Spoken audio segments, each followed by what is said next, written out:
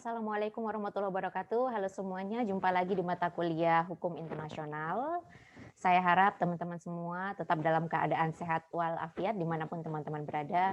Jangan lupa untuk selalu memulai aktivitas teman-teman semua dengan membaca basmalah. Bismillahirrahmanirrahim. Oke teman-teman semua, seperti yang saya sampaikan bahwa pada hari ini kita akan belajar secara asinkron dan ini adalah materi dari videonya. Dan di tengah-tengah, video ini ada link untuk presensi, jadi saya berharap teman-teman semua tidak, miss any part of the video ya, jangan sampai ada yang kelewatan. Oke, langsung saja teman-teman kita akan berdiskusi tentang sources of international law atau sumber-sumber di dalam hukum internasional. Jadi kita akan breakdown satu persatu apa saja sih yang digolongkan sebagai sumber di dalam hukum internasional. Oke, teman-teman semua, mungkin saya menyampaikan sedikit ya, ini sebenarnya sudah sering kita bahas bahwa, di dalam, perkembangan hukum internasional, kita mendapati bahwa hukum internasional itu ya, muncul karena, adanya beragam fenomena, beragam masalah yang mana kemudian membutuhkan actions ya, atau problem solving yang dilakukan oleh beberapa negara.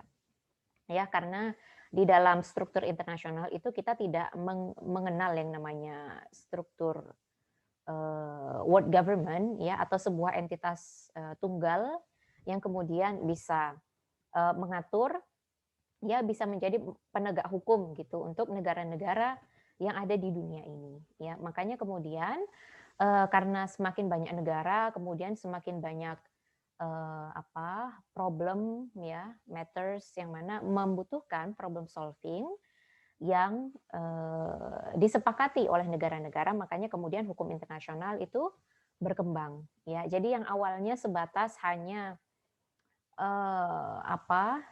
batasan-batasan wilayah, mungkin kita sudah belajar ya kemarin ya, atau mungkin gencatan senjata dan yang lain sebagainya ya, kemudian dari international custom kemudian semakin berkembang, semakin ada proses kodifikasi atau perubahan dari kebiasaan internasional menjadi hukum internasional ya. Jadi hukum yang sifatnya lebih mengikat. Ya, misalnya praktik diplomasi yang dilakukan oleh negara-negara di Eropa, kemudian juga hukum tentang jurisdiksi ya, yang mana kemudian semakin berkembang menjadi hukum internasional.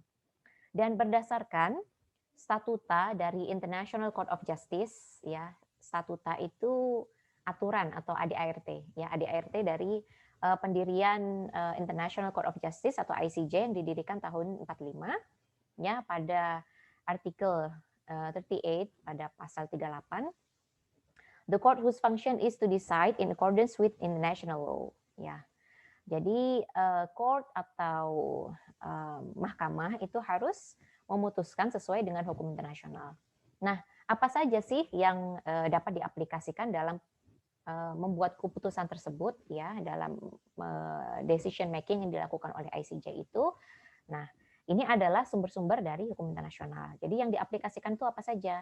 Yang pertama adalah international conventions, kemudian international customs, kemudian the general principle of law recognized by civilized nations, dan juga subject to the provision of Article 59 yang berupa judicial decision. Jadi apa saja sih yang bisa digolongkan di dalam sumber hukum internasional? Yang pertama itu adalah International Conventions and Treaty, jadi bisa berbentuk traktat atau konvensi internasional. Dan sumber hukum internasional juga bisa bersumber dari international customs atau kebiasaan internasional. Kemudian hukum internasional juga bisa bersumber dari principles, ya prinsip-prinsip umum. Prinsip itu biasanya semacam kalimat yang singkat, ya atau gagasan yang singkat yang mana itu sudah menjadi kesepakatan bersama gitu.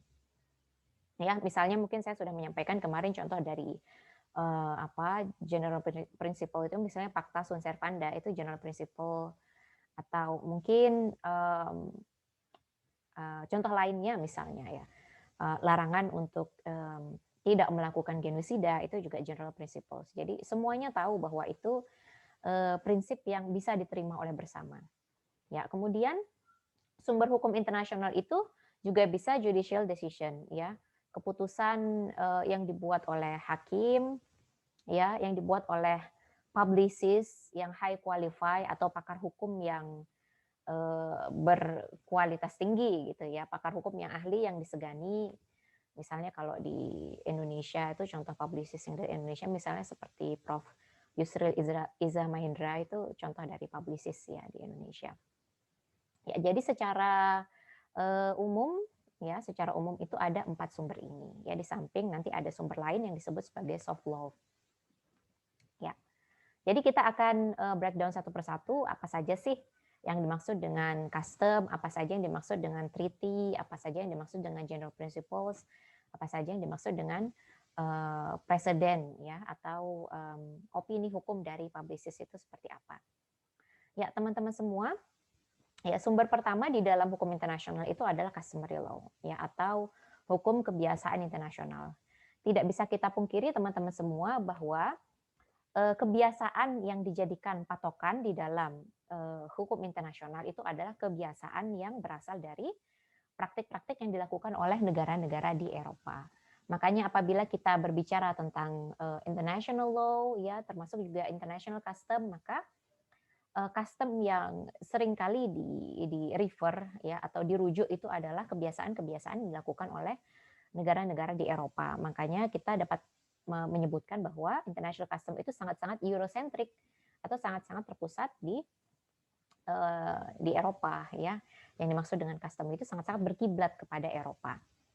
Jadi apa sih yang dimaksud dengan customary law? Customary law itu adalah rules ya, adalah aturan hukum yang mana didapatkan dari pengalaman negara-negara ya yang mana mereka gunakan ya pengalaman rules tersebut mereka gunakan dalam waktu yang cukup lama untuk menyelesaikan masalah antar negara. Ya, perlu digarisbawahi bahwa customary law adalah rules, aturan-aturan yang digunakan oleh negara-negara dalam waktu yang lama, yang mana mereka menggunakan aturan tersebut untuk meresolve atau menyelesaikan problem antar negara. Ya. Kemudian kapan sih sebenarnya international custom itu atau kebiasaan internasional itu dapat dikatakan sebagai hukum kebiasaan? Ya. Jadi dapat dikatakan hukum kebiasaan apabila memenuhi syarat opinio juris sive necessite ya atau yang sering disebut dengan opinio juris. Ya. Jadi jadi kebiasaan internasional itu dapat dikatakan sebagai hukum kebiasaan apabila negara-negara itu sudah menerima hukum tersebut, sudah menerima kebiasaan tersebut sebagai hukum kebiasaan internasional. Ya, jadi tidak serta-merta misalnya apabila ada kebiasaan yang dilakukan oleh negara-negara kemudian itu dengan dengan mudahnya digolongkan sebagai hukum kebiasaan internasional. Jadi tetap harus ada faktor bahwa negara-negara itu menerima prinsip tersebut sebagai bagian dari hukum kebiasaan internasional. Ya, poinnya itu. Oke, jadi kalau misalnya satu negara saja kemudian yang lainnya tidak accepted ya, mereka nggak menerima itu sebagai hukum kebiasaan internasional, maka nggak bisa. Ya. Ini adalah contoh beberapa permasalahan ya yang berkaitan dengan hukum kebiasaan internasional. Jadi teman-teman semua, hukum kebiasaan internasional itu seringkali agak sulit ya dipraktikkan atau mungkin menimbulkan dilema ya yang berkaitan dengan berapa banyak sih negara yang harus menerima ya. Misalnya katakanlah yang harus menerima itu banyak gitu. Banyak negara yang harus menerima tadi ya. Kalau misalnya kita mengikuti prinsip opinio juris bahwa harus diterima oleh banyak negara, tapi pada praktiknya ya, mungkin saya sudah pernah menyampaikan bahwa kalau kita belajar hukum internasional kita akan menemukan banyak dilema ya. Pada praktiknya ada kondisi di mana negara yang menerima prinsip tersebut sebagai custom itu lebih banyak, tapi justru pendapat itu tidak dipakai gitu. Ya, misalnya kasus yang berkaitan dengan landas kontinen. Ya, jadi teman-teman nanti ketika kita belajar tentang yurisdiksi laut, kita akan belajar tentang apa sih itu landas kontinen. Tapi teman-teman mungkin bisa melihat di sini gambarnya ya yang di sebelah kanan. Ini adalah yang ditandai ada garis ini disebut sebagai landas kontinen atau continental shelf ya. Jadi pada tahun 1969, mohon maaf, itu ada dispute, ada sengketa yang berkaitan dengan landas kontinen antara Denmark, Jerman dan juga Belanda. Ya. Dan berdasarkan ini yang menarik ya, berdasarkan Konvensi Jenewa tahun 1958, landas kontinen itu ya, jadi seberapa besar sih landas kontinen atau seberapa panjang ya landas kontinen bagi Denmark, Jerman dan juga Belanda itu semestinya ditentukan berdasarkan Konvensi Jenewa tahun 1958 yang mana ditentukan berdasarkan equidistant principle ya atau ditarik dari titik tengah ya. Jadi di antara Jerman, Belanda, Denmark itu ditarik di titik tengah-tengahnya, kemudian baru ditentukan garisnya sampai mana batasan landas kontinennya. Ya, tapi kala itu yang sudah meratifikasi Konvensi Jenewa 1958 itu adalah Denmark dan juga Belanda. Ya, Denmark dan juga Belanda. Jadi kan ada dua negara nih yang sudah meratifikasi, tapi ternyata prinsip equidistant principle ya atau prinsip yang ditarik dari garis tengah di antara ketiga negara ini itu ternyata tidak dipakai dalam menentukan batas continental shelf ya. Malahan ICJ atau International Court of Justice itu tidak menggunakan prinsip ini namun menggunakan prinsip equitable principle ya. Jadi prinsipnya proporsional ya.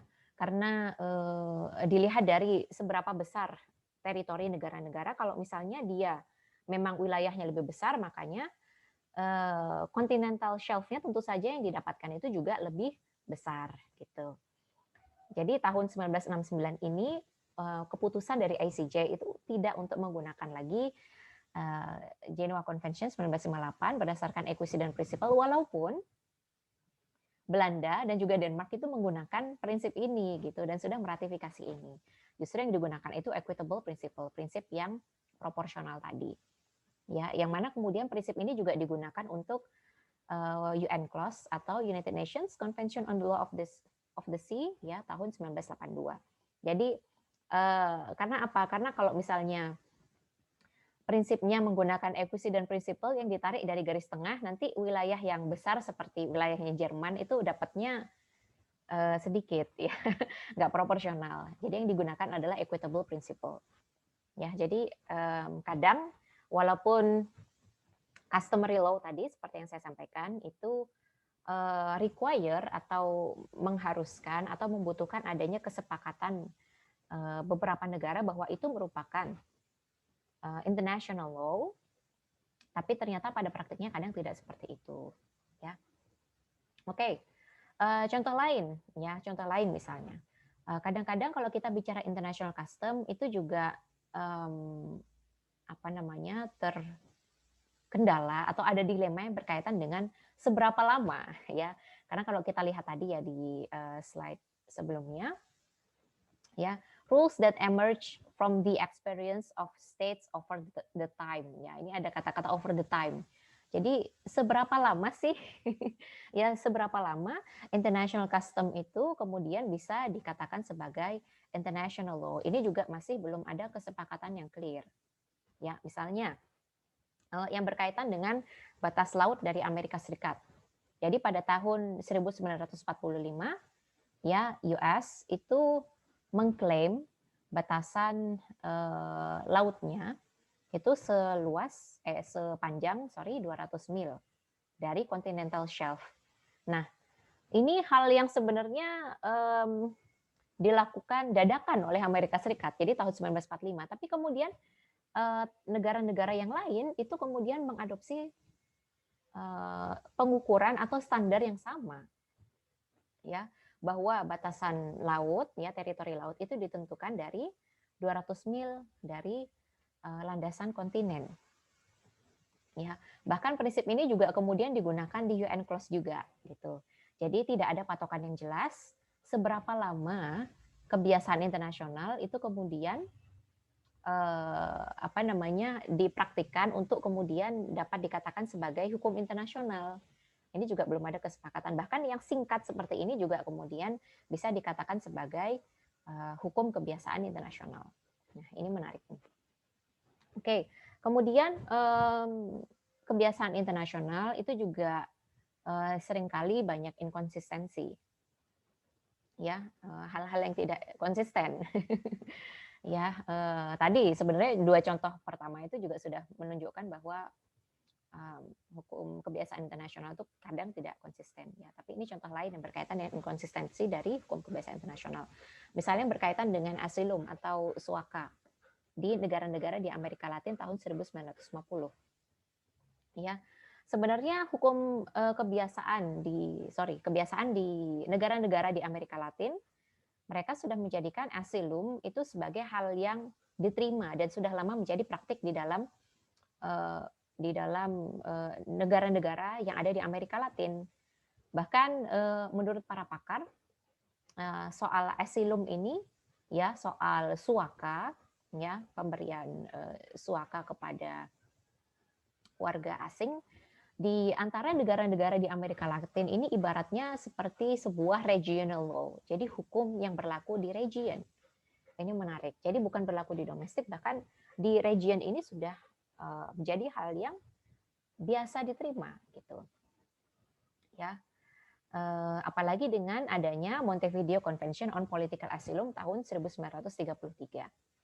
Tapi kemudian ya ketika ada dispute antara Kolombia dengan Peru, ya, yang mana Kolombia melihat bahwa Peru itu tidak meratifikasi konvensi dari Montevideo Convention on Political Asylum tahun 1933.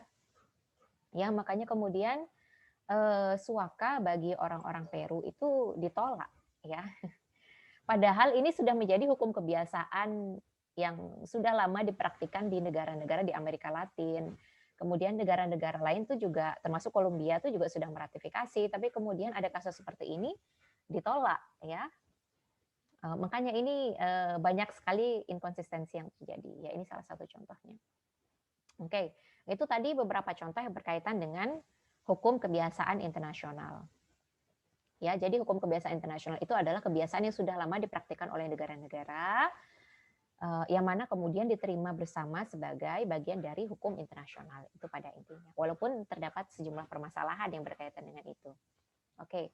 Kemudian selanjutnya adalah treaty law atau perjanjian internasional. Ya, bisa berbentuk treaty, bisa berbentuk konvensi dan yang lain-lain. Ya. Berdasarkan Konvensi Wina tahun 1969 tentang Law of Treaties atau hukum dari treaty, hukum dari perjanjian. Treaty, ya, traktat itu adalah international agreement, kesepakatan internasional concluded between states, ya, yang dilakukan oleh negara-negara antar negara in written form, ya, tertulis. Oke. Jadi kalau kebiasaan internasional itu tidak harus tertulis, tapi kalau treaty itu harus tertulis and governed by international law, ya, dan diatur oleh hukum internasional, ya.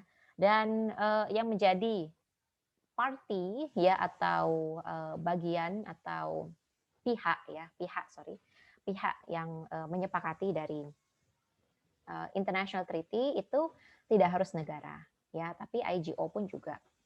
Dan tentang peran IGO sebagai bagian dari party di dalam international treaty ya atau pihak di dalam traktat internasional atau perjanjian internasional itu sudah dijamin di dalam Konvensi Wina on the Law of Treaties between States and IGO or between IGOs tahun 1986. Ya, jadi IGO di sini memiliki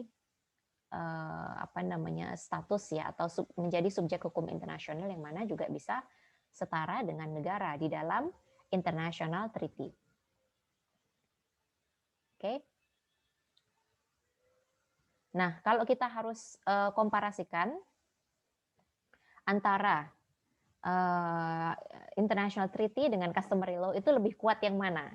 Ya, tentu saja lebih kuat yang treaty, ya karena custom tadi itu masih banyak yang debatable dan juga inconsistent di dalam praktiknya, dan juga perlu digarisbawahi bahwa international custom atau kebiasaan internasional yang sudah dikodifikasi menjadi sebuah hukum, maka dia disebut sebagai international treaty.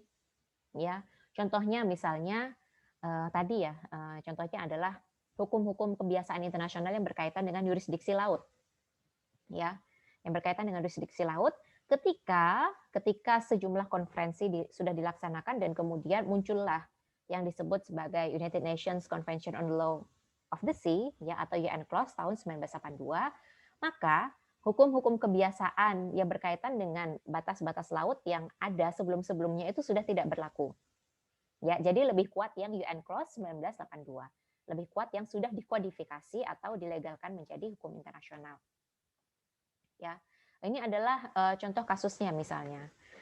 Kemarin kita sempat dikejutkan dengan klaim yang dilakukan oleh China, ya, yang berkenaan dengan Pulau Natuna gitu. Sebenarnya tidak hanya di Indonesia saja gitu, tapi juga beberapa wilayah yang lain ya, termasuk juga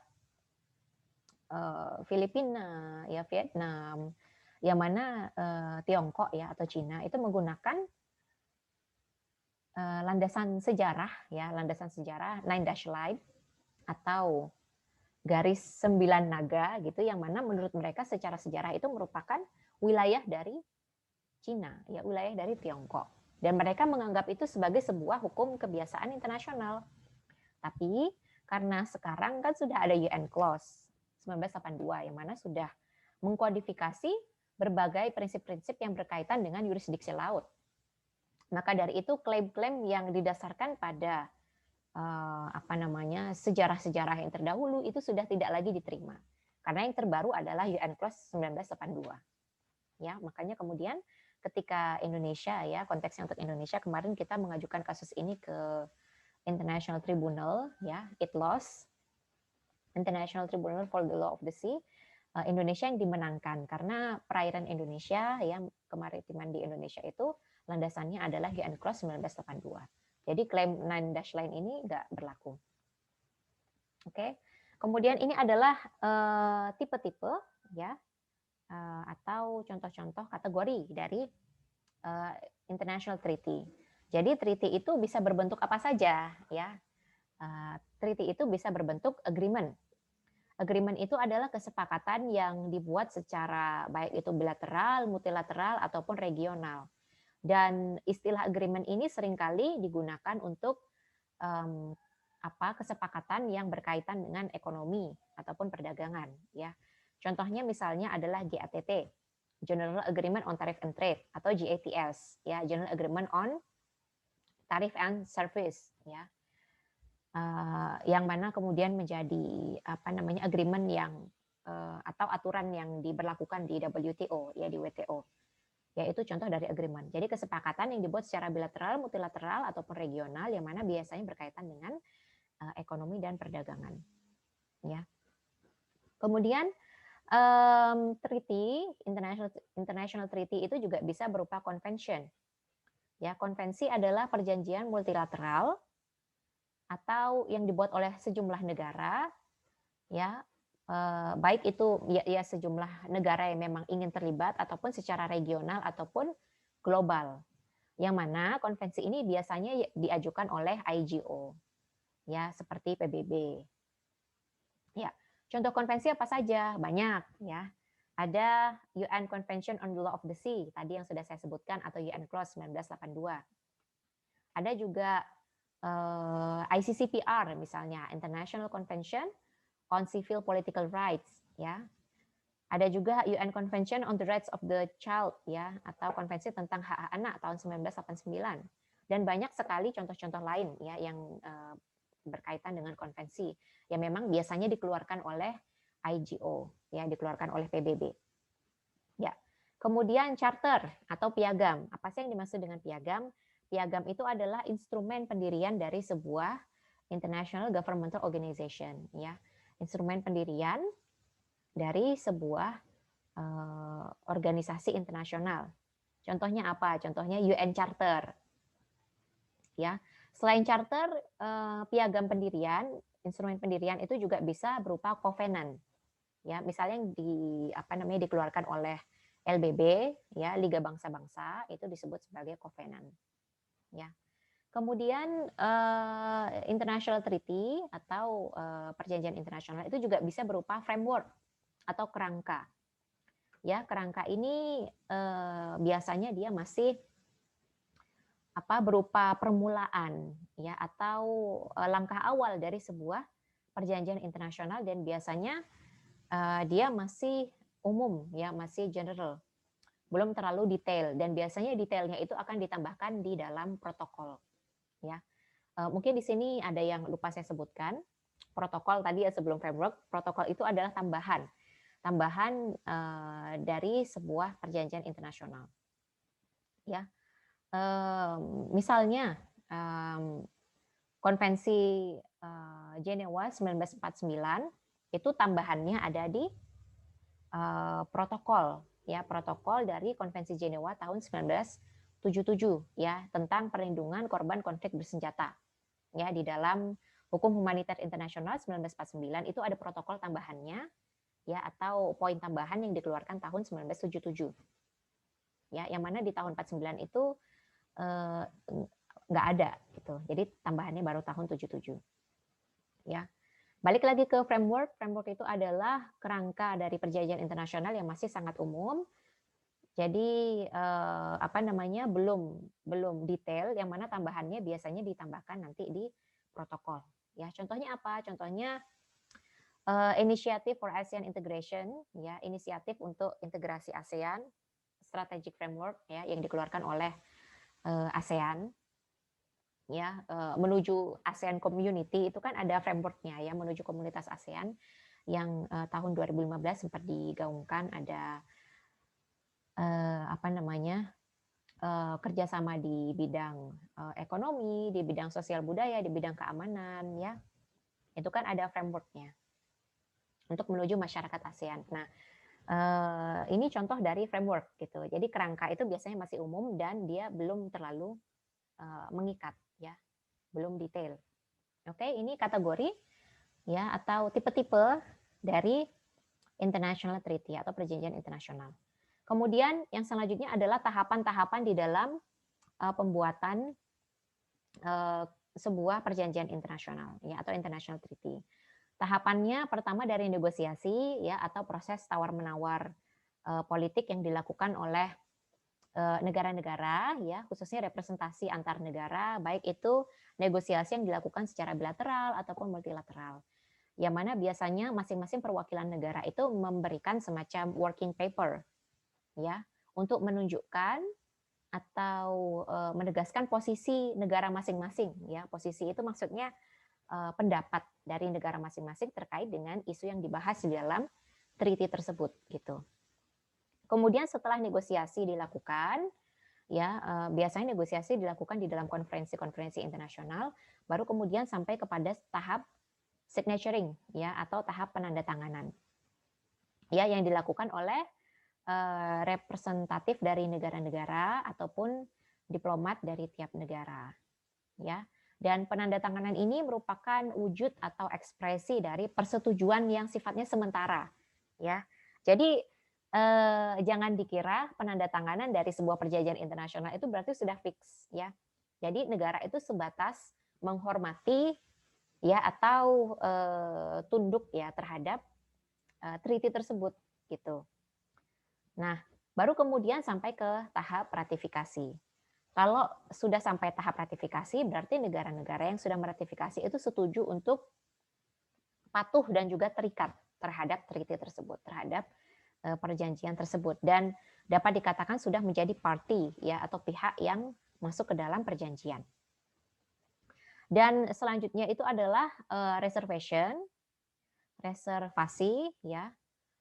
Ini bukan urutan sih, tapi begini, ada kondisi di mana negara-negara yang memilih untuk meratifikasi itu tidak meratifikasi semua poin di dalam perjanjian internasional, tapi bisa reservasi gitu ya, bisa memilih misalnya hanya satu atau dua pasal, jadi nggak terikat secara sepenuhnya, itu disebut sebagai tahap ya atau proses reservation ya, di mana negara-negara meratifikasi atau memilih untuk terikat tidak kepada seluruh poin, seluruh pasal di dalam international treaty atau di dalam perjanjian internasional tersebut.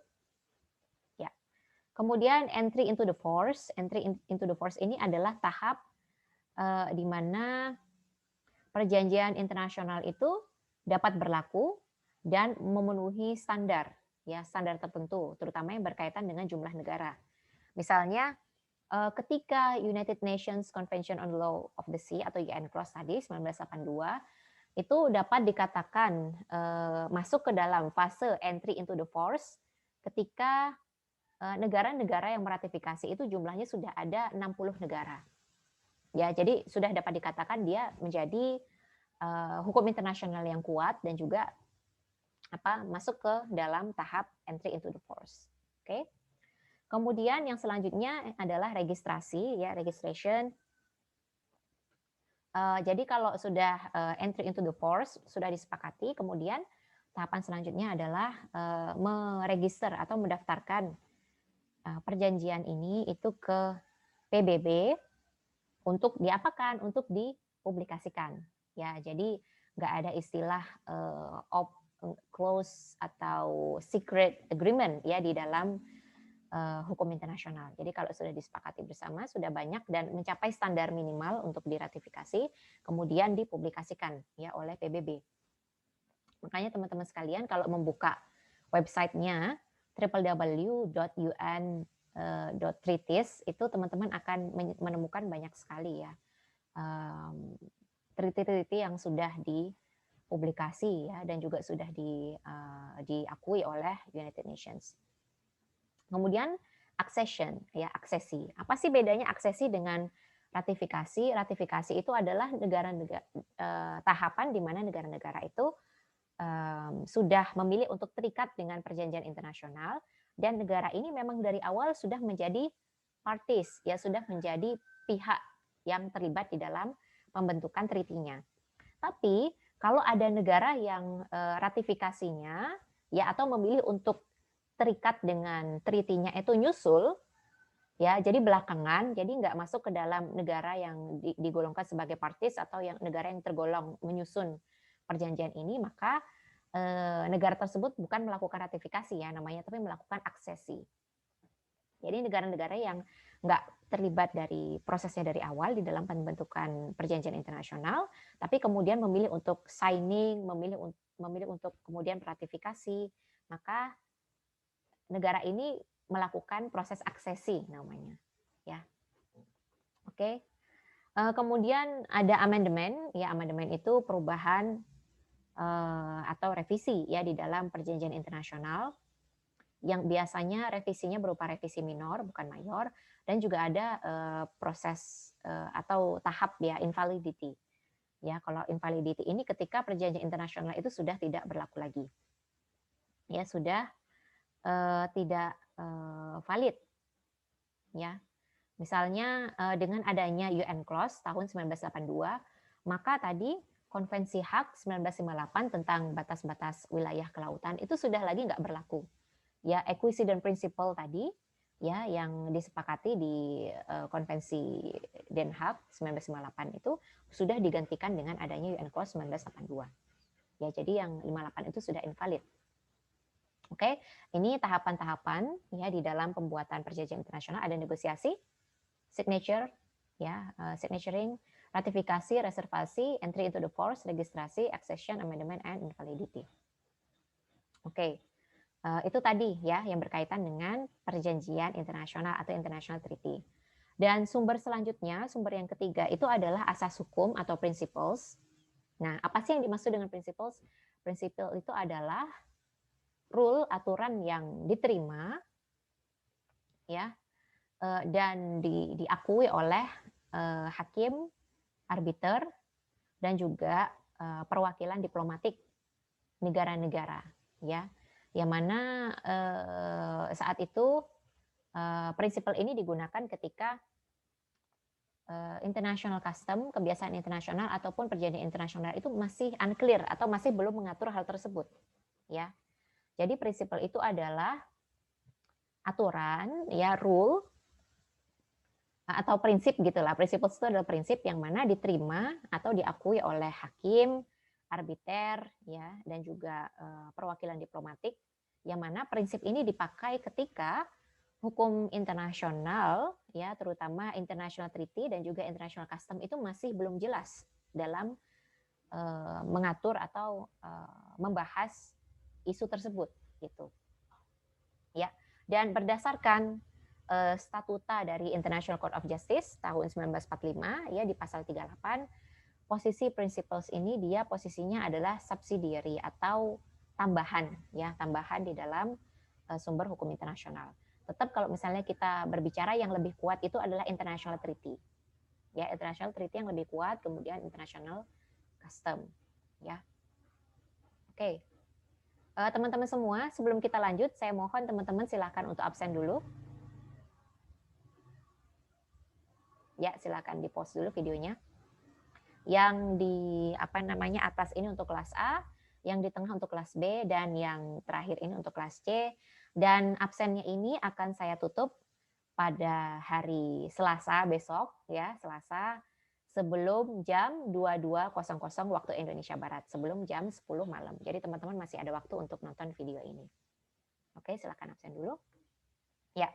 Kemudian selanjutnya, ya, ini adalah contoh-contoh, ya, dan juga kategori, ya, tipe-tipe dari principles yang diakui di dalam hukum internasional itu apa saja, ya.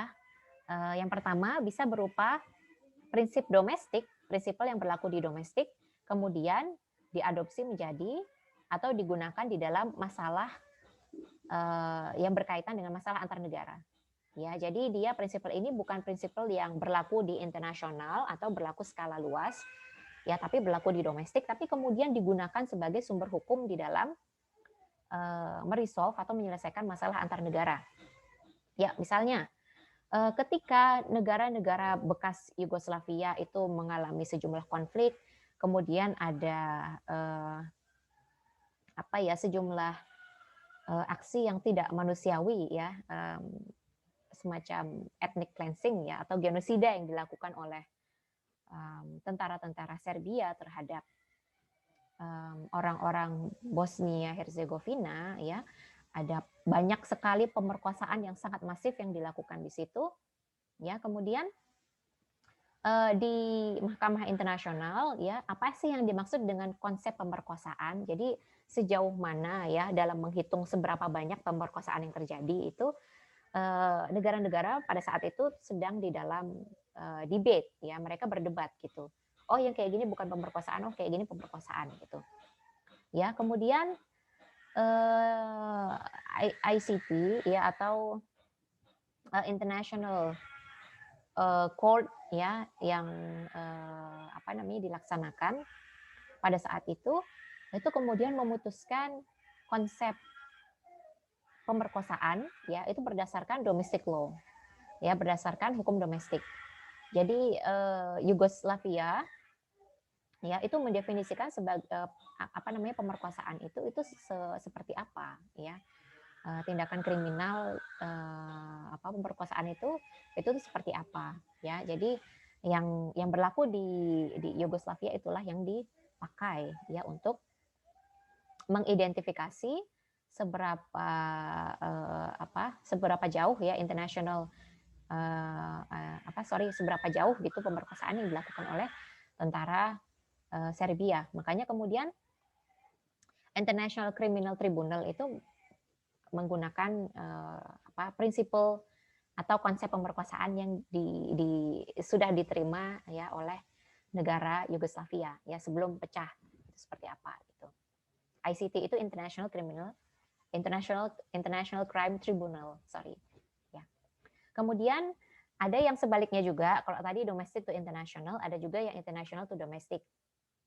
Ya, jadi ada prinsip yang berlaku internasional ya yang dipakai oleh negara-negara secara meluas kemudian diberlakukan atau bisa mempengaruhi hukum domestik. Misalnya prinsip Pacta Sunt Servanda ya. Ini contoh yang sangat-sangat gampang ya. Jadi Pacta Sunt Servanda itu artinya negara-negara yang sudah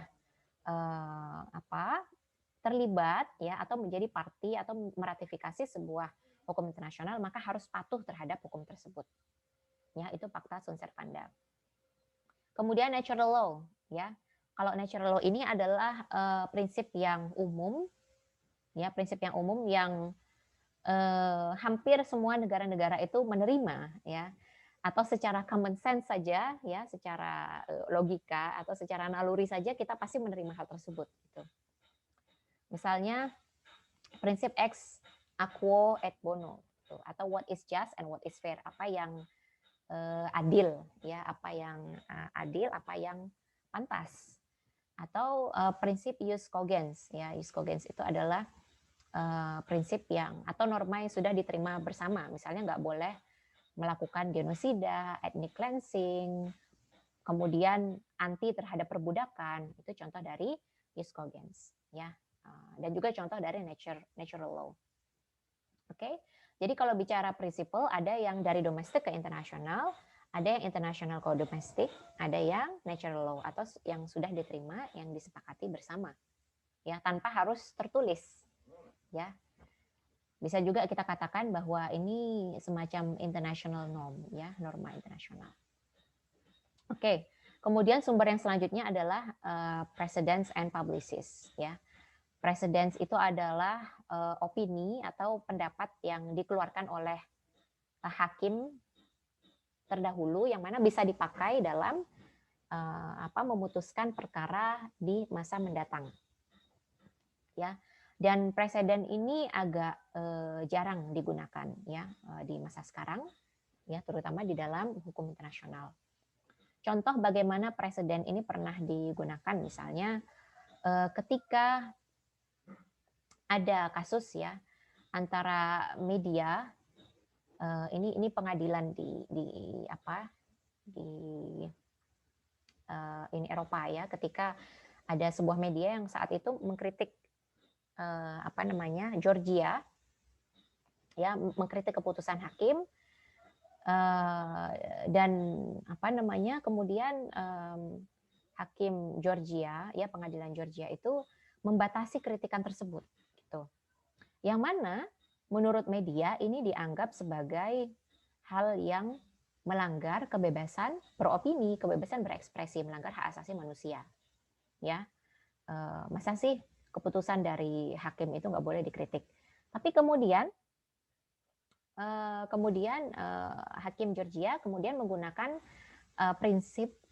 menggunakan presiden yang atau pendapat hakim yang digunakan di dalam memutuskan kasus antara seorang jurnalis ya, Andrei Heriko dengan pengadilan Slovakia ya. Jadi waktu itu Andrei Heriko itu mengkritisi pengadilan Slovakia, tapi kemudian pengadilan Slovakia menyampaikan bahwa untuk tetap menjaga agar hukum itu tetap fair ya, tidak dipengaruhi oleh opini dari publik, maka dari itu hakim ini posisinya ada di atas ya, atau melebihi kritikan-kritikan yang disampaikan oleh media. Jadi pada intinya media itu tidak bisa mengganggu-gugat putusan dari hakim. Dan prinsip ini itu bukan pelanggaran terhadap hak asasi manusia. Ya, dan kasus yang terjadi antara Andrei Heriko, jurnalis dan juga Slovakia ini, ya itu kemudian digunakan kembali ya di dalam kasus antara media dengan pengadilan Georgia. Ya, itu kemudian tadi adalah contoh preseden atau opini dari hakim terdahulu yang mana bisa digunakan di dalam memutuskan perkara di masa mendatang. Ya, selain preseden juga ada publicist. Ya, publicist itu adalah pendapat pakar hukum.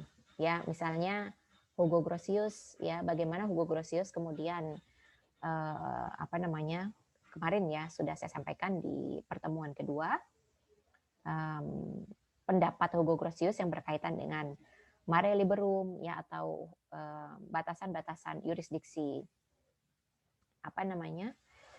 kelautan ya, kemudian konsep nation state dan yang lain-lain itu kemudian digunakan ya atau diadopsi ya oleh negara-negara sebagai rujukan untuk memutuskan persoalan di dalam hukum internasional.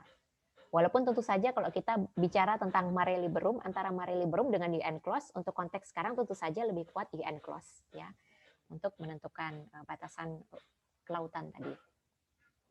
Kemudian contoh lain dari publicist ya atau pendapat dari pakar hukum misalnya pendapat Remfel Lemkin tahun 1944 tentang genosida, yang mana pendapat tersebut itu kemudian dijadikan ya dikodifikasikan menjadi Konvensi on Genocide ya yang dikeluarkan oleh United Nations. Ya. Ini menunjukkan bagaimana pendapat pakar hukum itu matters ya for international law. Dan pakar hukum itu tidak selalu individu ya. Kalau misalnya tadi kan Hugo Grotius, Remfel Lemkin itu kan individu ya, tapi juga bisa yang kolektif ya. Jadi lembaga think tank atau kumpulan-kumpulan hakim ya, itu mereka bisa memberikan pendapat hukum yang mana patut dipertimbangkan di dalam di dalam memutuskan perkara ya, perkara internasional. Misalnya dari Collective Publicists itu American Law Institute, atau contoh lain L Institute Detroit International, atau misalnya The Hague Academy of International Law yang ada di Belanda ya. Banyak sekali hukum internasional itu yang memang bersumber dari ilmu-ilmu hukum dari Belanda ya. Kemudian International Law Association atau UN International Commission ya. Mereka juga bisa mengeluarkan pendapat publicist. Ya. Oke, selain itu juga ada soft law ya teman-teman semua, atau hukum yang sangat-sangat lunak ya, sangat-sangat subtle ya. Contohnya adalah MOU ya, atau Memorandum of Understanding. Jadi yang lebih implisif ya, tidak eksplisit, tapi ini bisa menjadi sumber yang disepakati bersama oleh negara-negara. Ya, MOU itu adalah kesepakatan birokratis antar negara untuk sama-sama sepakat di dalam isu tertentu. Misalnya di dalam perdagangan internasional, ya di dalam kerjasama pengiriman tenaga kerja, ya itu MOU. Banyak intinya kita bisa menemukan MOU. Contoh lain misalnya kalau yang pernah ngambil mata kuliah saya SPI di semester kemarin, kesepakatan antara Jogja dengan Yamanashi ya, itu juga bentuknya berupa MOU. Kemudian kesepakatan tentang pengiriman ketenaga kerjaan antara Indonesia dengan Arab Saudi itu juga bentuknya MOU ya. Oke, biasanya isunya lebih spesifik ya, tapi kekuatan hukumnya itu lebih lunak ya, lebih soft. Kemudian hukum internasional juga bisa bersumber dari summit ya, summit meeting atau pertemuan tingkat tinggi. Apa yang diputuskan ketika pertemuan tingkat tinggi itu juga bisa menjadi sumber dari hukum internasional ya, bisa menjadi pertimbangan-pertimbangan di dalam menentukan beberapa masalah dan perkara ya di dalam hubungan antar negara, dan juga bisa berupa codes of conduct ya, atau tata cara pelaksanaan itu juga bisa menjadi sumber di dalam hukum internasional. Oke, teman-teman semua, jadi sedikit review ya. Secara umum ada 4 ditambah 1 ya sumber di dalam hukum internasional. Yang pertama, yang paling kuat adalah International Treaty ya, atau perjanjian internasional. Bentuknya bisa berupa agreement, bisa berupa convention, bisa berupa charter ya, bisa berupa covenant, bisa berupa protokol, dan juga bisa berupa framework ya, gitu. Kemudian ada proses-prosesnya yang harus dilakukan di dalam pembuatan sebuah international treaty, mulai dari negosiasi yang melibatkan representatif antar negara, kemudian lanjut kepada penandatanganan, ya, atau signaturing, kemudian lanjut kepada ratifikasi, ya. Setelah ratifikasi, negara-negara yang pengen meratifikasi beberapa poin saja bisa melakukan reservasi. Kemudian negara-negara yang belum menjadi parties di awal, belum menjadi pihak yang terlibat di dalam pembuatan, kemudian bisa melakukan aksesi. Ya, kemudian juga ada kondisi di mana treaty tersebut harus di amendement, ya, harus ada yang diubah 1-2 pasal. Ya, kemudian juga ada kondisi di mana hukum internasional tersebut, treaty tersebut sudah tidak berlaku lagi atau sudah tidak invalid, ya, karena terlalu banyak yang harus diganti, ya, atau ada perjanjian lain, treaty lain, konvensi lain yang memang lebih terkini yang mana menghapus atau menaseh, ya. Kalau di dalam bahasa fikihnya ada nasih dan mansuh gitu, yang mana menaseh atau menghapus perjanjian-perjanjian yang sebelumnya. Oke. Dan yang kedua yaitu adalah international custom. Kalau kita harus komparasikan posisi antara international custom dengan international treaty, tentu saja lebih kuat international treaty. Karena international custom ini beberapa itu belum dikodifikasikan dan beberapa juga sudah ada yang dikodifikasikan menjadi international treaty, ya. Dan apa sih permasalahan yang berkaitan dengan international custom atau dilemanya apa saja? Yang pertama berkaitan dengan berapa banyak negara yang harus sepakat, ya. Karena kalau kita bicara bahwa international custom, ya, atau kebiasaan internasional adalah kebiasaan yang telah lama dipraktekkan oleh banyak negara yang kemudian disepakati sebagai sumber di dalam hukum internasional. Tapi ada kasus di mana negara-negara yang terlibat itu sudah sepakat tapi kemudian tidak dipakai. Ya, contohnya antara Jerman, Denmark, dan juga Belanda, ya, dalam menentukan landasan kontinen, yang mana kemudian yang dipakai bukan international custom yang prinsip equity dan prinsipal tadi, tapi yang dipakai justru prinsip yang equitable, ya, prinsip yang proporsional di dalam menentukan batas wilayah perairan ketiga negara tersebut, ya. Kemudian selain berapa banyak negara yang harus menyepakati, juga masalah lain ada yang berkaitan dengan waktu. Seberapa lama, ya, kebiasaan tersebut dipraktikkan negara-negara untuk kemudian bisa dijadikan sumber dalam hukum internasional. Karena walaupun kita menganggap harus lama dipraktekkan gitu, tapi untuk contoh tadi, ya, untuk menentukan batas wilayah perairan yang dilakukan oleh Amerika Serikat tahun 1945, negara-negara kemudian dengan cepat mencontoh praktik tersebut, dan dengan cepat itu sudah menjadi sebuah international custom gitu, ya. Yang lain hanya ikut-ikut saja. Padahal sebelum-sebelumnya negara-negara di Amerika dan juga Eropa tidak menggunakan prinsip 200 mil tadi gitu. Kemudian masalah yang berkaitan dengan inkonsistensi, ya, kadang ini disepakati sebuah international custom yang menjadi dasar hukum internasional, tapi kemudian dilanggar, ya, yang terjadi antara negara di Amerika Latin, ya, terkhusus antara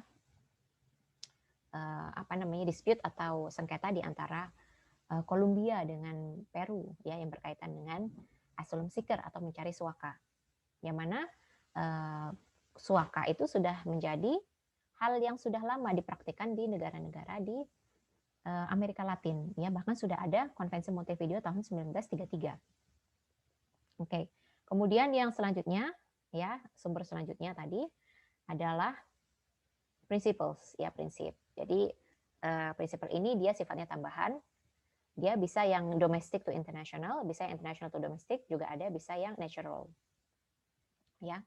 Dan kemudian presiden atau pendapat dari hakim terdahulu dan juga publicist atau pendapat pakar hukum, ya, pendapat profesor hukum, bisa individu maupun kolektif, dan juga ada soft law yang terakhir ini, ya, bisa berbentuk MOU, summit, atau codes of conduct, ya, atau tata cara pelaksanaan. Itu bisa menjadi sumber hukum yang tambahan, ya, atau sumber hukum yang lunak, ya, di dalam hukum internasional. Oke, teman-teman semua, sampai di sini materi kita untuk sesi keempat.